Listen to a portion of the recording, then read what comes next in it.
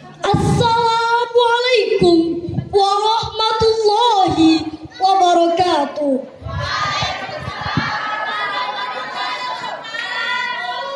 Segala puji hanya milik Allah Subhanahu wa Ta'ala yang telah memberikan beribu-ribu kenikmatan yang tidak terukur, nikmat iman, nikmat Islam, sampai nikmat sehat walafiat.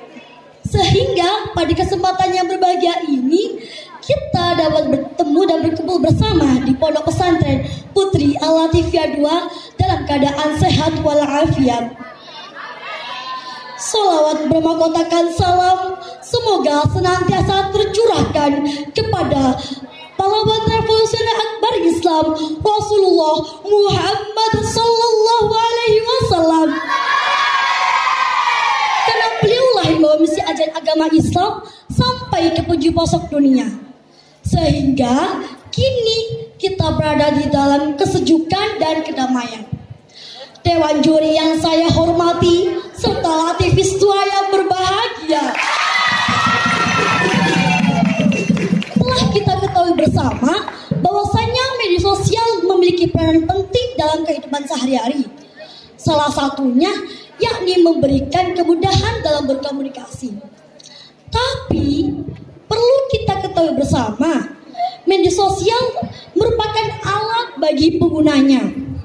Manfaat media sosial bergantung pada pemakaiannya, entah itu negatif atau positif.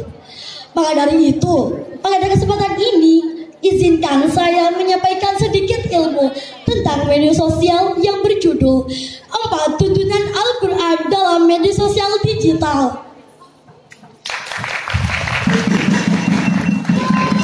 Menurut Profesor Huzaimah, dalam Al-Quran ditemukan beberapa kata kunci tentang media sosial.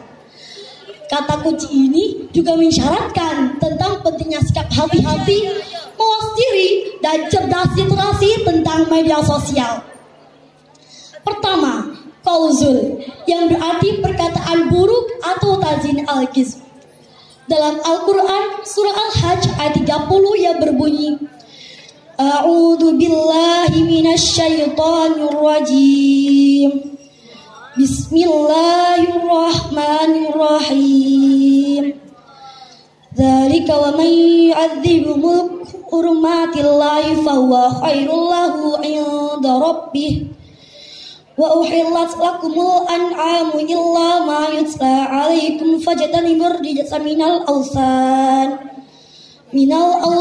wajtanibu qaulaz zur, yang artinya demikianlah perintah Allah, dan barang siapa yang melakukan apa-apa yang terhormat di sisi Allah, maka itu adalah lebih baik baginya di sisi Tuhannya. Dan telah dihalalkan bagi kamu semua binatang ternak terkecuali yang telah diterangkan kepadamu keharamannya. Maka jauhilah berhala-berhalanya najis itu, dan jauhilah perkataan-perkataan dusta itu. Perintah menjauhi qauzul tersebut disampaikan bersamaan dengan larangan menyembah berhala. Kesaksian palsu merupakan dosa besar sama dengan dosa syirik. Kedua, tajasus dan ghibah. Tajasus berarti mencari-cari kesalahan orang lain, sementara ghibah adalah membicarakan aib atau keburukan orang lain. Beliau sepakat bahwa mencaci kesalahan orang lain dan menggunjing itu termasuk dosa besar, dan para pelakunya harus bertobat dan meminta maaf. Ketiga, namimah atau mengadu domba.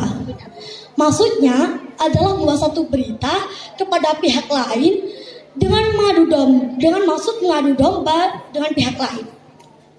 Kategori ini berkaitan dengan kategori pertama, karena berita yang dibawa ada berita yang bohong.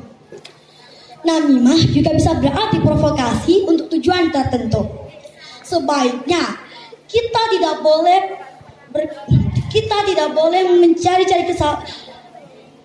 Sebaiknya kita tidak boleh berkomentar buruk dan mencari-cari kesalahan orang lain.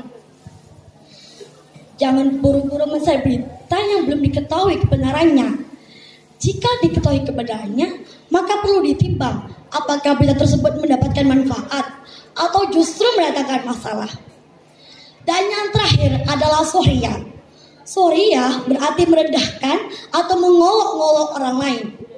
Dalam Quran surah Al-Hujurat ayat 11 yang melarang orang-orang beriman, baik laki-laki atau perempuan, mengolok-olok satu dengan yang lainnya. Bisa jadi yang diolok lebih mulia di sisi Allah, kata Profesor Huzaimah.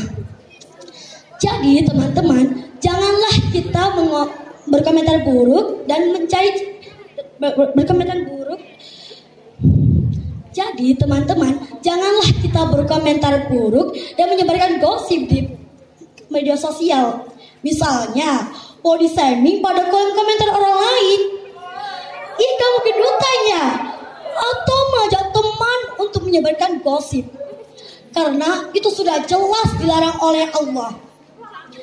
Wah, ada yang perlu kita garis bawahi ini terkait dosa kita terhadap sesama manusia, yakni harus meminta maaf kepada orang yang bersangkutan. Terus bagaimana jika kita tidak dimaafkan? Na'udzubillahi min. Maka sebelum itu terjadi, marilah kita untuk senantiasa mawas diri. Sahabat dai sekalian, tidak banyak yang dapat saya sampaikan karena minimnya pengetahuan. Ada langit, ada bumi, ada daratan, ada lautan.